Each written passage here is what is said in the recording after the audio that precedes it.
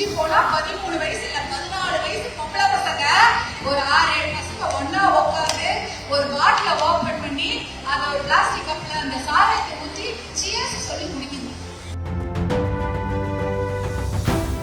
போதை பழக்கத்தை அடிமையான ஒரு பசங்க வந்து வாரியார போய் ஹெட் மாஸ்டர் போய் கத்தியாலையோ ஏதோ ஒரு பெரிய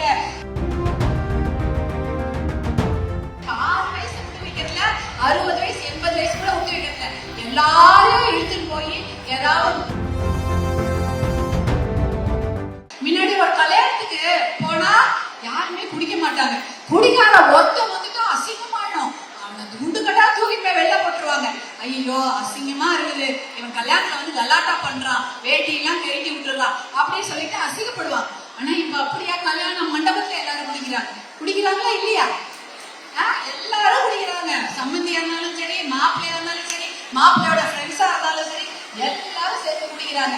அதுதான் இன்னைக்கு நடந்த ஒரு பெரிய பெரிய மாற்றம். அவங்க கொண்டு வந்த மாற்றம் இதான். தமிழ்நாடு குடிகார நாடு ஆக்கிட்டாங்க. இதான் இப்போதைக்கு நடந்திருக்கு. இன்னொரு பெரிய கொடுமை, நேற்று ஒரு 2 நாள் முன்னாடியோ ஒரு நாள் முன்னாடியோ ஒரு தமிழ்நாட்டுல ஒரு பள்ளிக்கூடத்துல ஒரு குழந்தைங்க பள்ளிக்கூடம், அதுவும் மகளிர் பள்ளிக்கூடம், கேர்ள்ஸ் ஸ்கூலு பாளையங்கோட்டையில நடந்திருக்குது. 9வது படிக்கிற பசங்க, 9வது என்ன வயசு?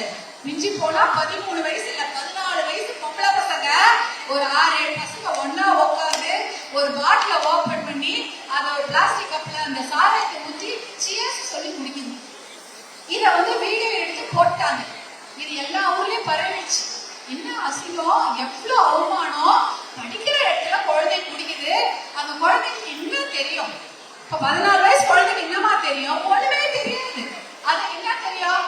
சினிமால பாக்குறாங்க, எங்க பார்த்தாலும் பொம்மை கடை மாதிரி டாஸ்மாக் திறந்து வச்சிருக்கீங்களே.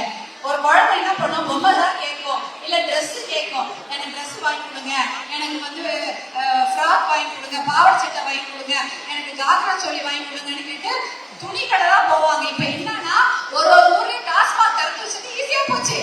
எப்படி வாங்கியிருப்பாங்கன்னு இன்னுமே கண்டுபிடிக்க முடியல.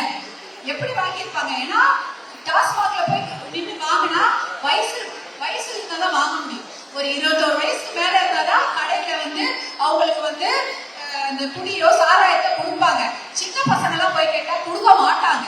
ஆனா இந்த பசங்க எப்படி வாங்குறாங்கன்னே தெரியல. இந்த குழந்தைங்க யார் வாங்கி கொடுத்துருப்பாங்கன்னு தெரியல. ஒருவேளை வீட்டுல அவங்க அப்பாவோ அவங்க அண்ணனோ அந்த பாட்டில் வாங்கி வச்சிருந்தா இந்த பொண்ணுங்க போய் எடுத்துருக்கோன்னு சொல்லலாம். ஆனா அந்த பொண்ணுங்க எல்லாம் ஹாஸ்டல்ல தங்கி படிக்கிற பொண்ணுங்கன்றாங்க. அப்ப எப்படி இந்த பொண்ணுங்களுக்கு அந்த பாட்டில் கிடைச்சு? கடையிலயும் அவங்களால போய் வாங்கிருக்க முடியுமா? இல்ல வேற யாராவது இப்பதான் எல்லாம் கேர்ள் ஃப்ரெண்ட்ஸ் பாய் ஃப்ரெண்ட்ஸ்ன்றாங்க, ஆண் நண்பர்கள் யாராவது வாங்கி கொடுத்தாங்களா? அதுவும் தெரியல. அது ஸ்கூல்ல வந்து பொம்பளை பசங்க மட்டும் தான் படிக்கிறாங்க, ஆம்பளை பசங்க படிக்கல. வெறும் பொம்பளை பசங்க படிக்கிற ஸ்கூலு. அப்போ அந்த பொண்ணுங்களுக்கு வெளியில யாராவது வாங்கி கொடுத்தாங்களா? ஒண்ணுமே.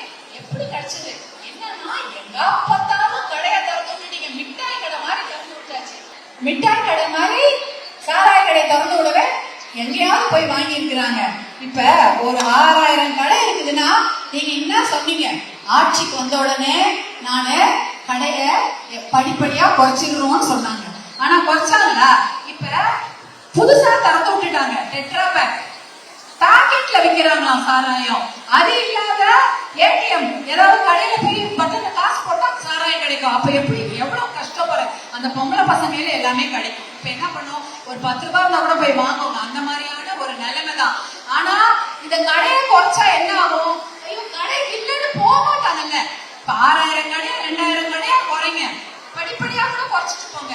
அப்ப என்ன ஆகும்? கடைக்கு இந்த ஊர்ல இருக்க கூட பக்கத்து ஊர்ல போய் நடந்து போய் வாங்குவாங்களா? இல்ல பைக் எடுத்துட்டு போய் எத்தனை தினம் போக முடியுமா? பைக்ல பெட்ரோல் போடணும், இல்ல பஸ்ஸுக்கு காசு செலவு பண்ணிட்டு போய் பக்கத்து ஊர்ல போய் சாராயம் வாங்கணும்னா வாங்க மாட்டாங்க. ஏன்னா டைம் ஆயிடும், நேரம் வெள்ளையும், காசு செலவாகும். இப்பதான் கடைக்கு விழுந்தா சாராய கடை. அதனால ஈஸியா போச்சு. சாராய கடை குறைச்சாதான் என்ன? குறைச்சா நல்லா இருக்கும்ல. நம்ம வீட்டு பசங்க எல்லாம் பழைக்கும். அதே சமயம் போதை பழக்கம் இந்த விழுப்புரம் மாவட்டத்துல தான் போதை பழக்கத்தை அடிமையான ஒரு பசங்க வந்து வாரியார போய் ஹெட் மாஸ்டர் போய் கத்தியாலையோ ஏதோ ஒரு பெரிய கூர்மையான ஆயுதத்தால குத்திருக்காங்க. ஏன்னா போதை பழக்கத்தை அவர் தட்டி கேட்டாங்க. ஸ்கூல்ல தப்பு பண்ணா தட்டி தானே கேட்பாங்க. நம்ம தான் கேட்கிறோம். நீங்க எல்லாம் ஜாகிரதையா இருங்கம்மா. ஏன்னா நீங்க எல்லாம் வீட்டுல அதெல்லாம் பாக்குறீங்க. உங்க பெண்களுக்கு அது போதை பழக்கத்தால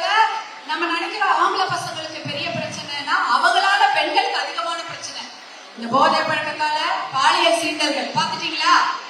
ரோட்ல நடக்க முடியுதா? குடிச்சிட்டு தப்பு தப்பா பாட்டு பாருங்க, குடிச்சிட்டு பொண்ணு கையை இழுக்கிறது, இதேதான் நடக்குது. அந்த வழியா படிக்கிறதுக்கு போக முடியல, தனியா பஸ்ல வர முடியாது, ஏன்னா குடிச்சிட்டு என்ன வேணாலும் பண்றாங்க. அப்ப அந்த பசங்களுக்கு தைரியம் வந்துருது, குடிச்சிட்டா என்ன வேணாலும் பண்ணலாம், எந்த பொண்ணை வேணாலும் இழுத்து போட்டு மெதிக்கலாம், அடிக்கலாம், துன்புறுத்தலாம், கெடுக்கலாம், இதேதான் பண்றாங்க. இதனாலதான் பெண்களுக்கு நம்மள மாதிரி சின்ன பசங்க வச்சிருக்கிற பெண்களுக்கு பெரிய கொடுமை நடக்குது. 6 வயசு விட்டு வைக்கிறதுல, 60 வயசு 80 வயசு கூட விட்டு வைக்கிறதுல எல்லாரும் இழுத்துட்டு போய் ஏதாவது பாலியல் வன்கொடுமை செய்துடுறாங்க.